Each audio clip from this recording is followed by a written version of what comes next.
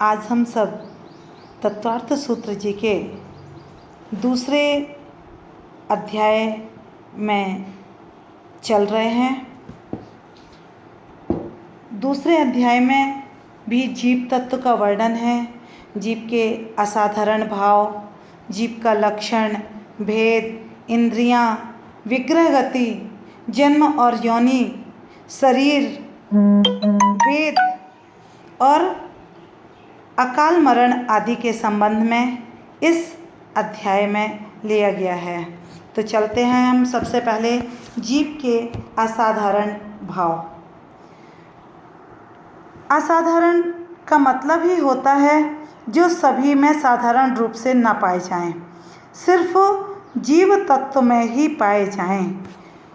इसलिए इनको असाधारण भाव या फिर जीव के स्वतत्व या निजी तत्व कहते हैं।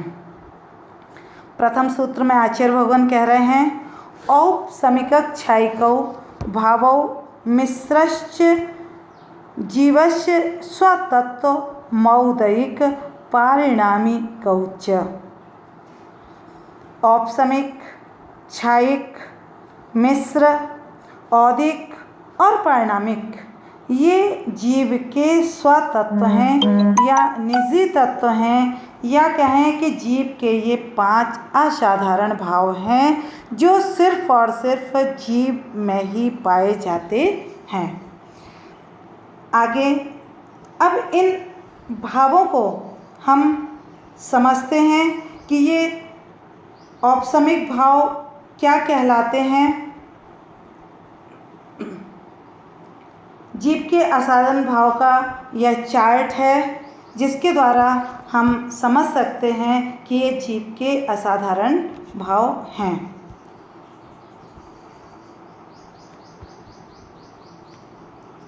सबसे पहले हम समझेंगे औपसमिक भाव क्या है। औपसमिक यानी उपसम से होने वाला भाव। किसके उपसम से? मोहिनी कर्म के उपसम के निमित्त से जो भाव होता है वह औपसमिक भाव कहलाता है। बाजू में आपके एक ग्लास में कुछ पानी रखा हुआ है और इस ग्लास के पानी के माध्यम से हम उपसम शब्द को समझेंगे। उपसम यानी क्या? उपसम यानी दबना। ग्लास के पानी में थोड़ी सी फिटकरी घुमाई गई है जिससे कि सारा का सारा मल नीचे बैठ गया है और ऊपर बिल्कुल स्वच्छ पानी दिख रहा है। लेकिन यह नीचे बैठा हुआ मल, थोड़ा सा मल या गंदगी थोड़ा सा भी यदि हम ग्लास को हिलाएंगे तो वह ऊपर आने के भी चांस उसके हैं। ये जो नीचे बैठा हुआ है, ये दबा हुआ है, यह है उपसम। ऐसे ही कर्म जो हैं हमारी आत्मा में दबे हुए जो बैठे हुए हैं, अभी उदय में नहीं आए हैं, वे सारे के सारे जीव के भाव उपसम भाव, औपसमिक भाव कहलाते हैं। दूसरा क्षायिक भाव हम समझेंगे थोड़ा सा। क्षायिक का मतलब होता है क्षय से होने वाले भाव। कर्म क्षय के समय, कर्म क्षय होने से जीव के अंदर जो शुद्ध भाव उत्पन्न होते हैं वो कहलाता है क्षायिक भाव। आपके सामने एक ग्लास रखा हुआ है और इस ग्लास में पूरा स्वच्छ पानी है। मतलब जो औपसमिक भाव में नीचे गंदगी दब गई थी उसका ऊपर का पानी निथार के दूसरे ग्लास में रख लिया गया है। अब ये स्वच्छ पानी को हम कितना भी हिलाते रहें लेकिन अब वह गंदगी इसमें मिक्स होने वाली नहीं है, क्योंकि गंदगी पूर्ण रूप से अलग हो गई है, अशुद्धि पूर्ण रूप से अलग हो गई है और स्वच्छ पानी हमारे सामने आ गया है। यही क्षयिक भाव में होता है कि कर्म क्षय के समय में होने वाले, और एक बार जब कर्म क्षय हो गया तो फिर अब अनंत काल तक यह ऐसे ही रहेगा।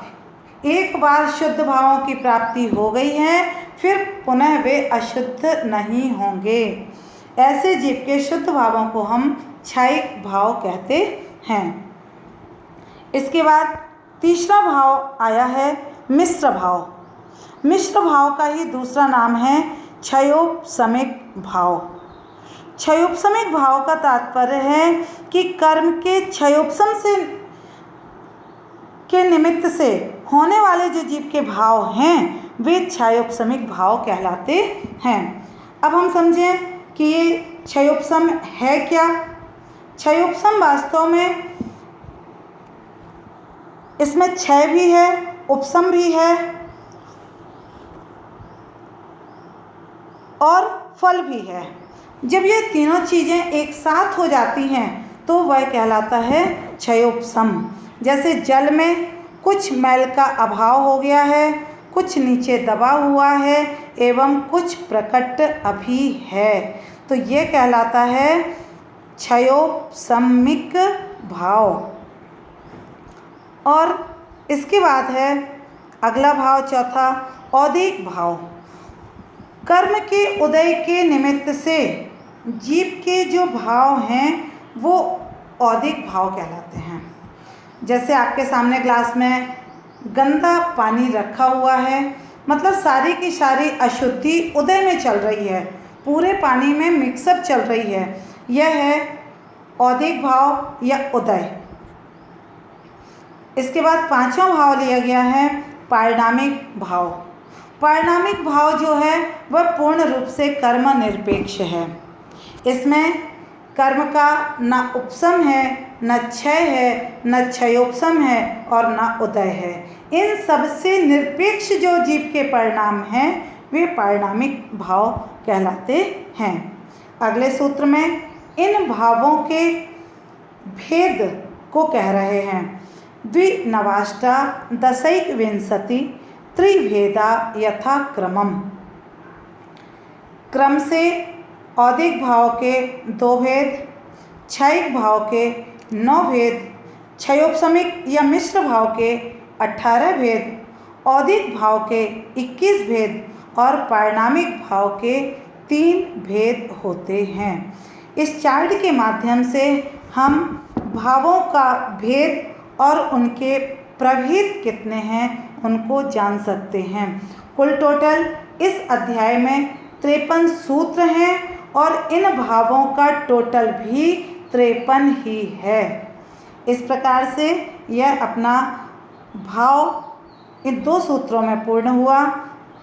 अब आगे ये जो भेद कहे गए हैं उनको अलग अलग हम अगले उसमें समझेंगे।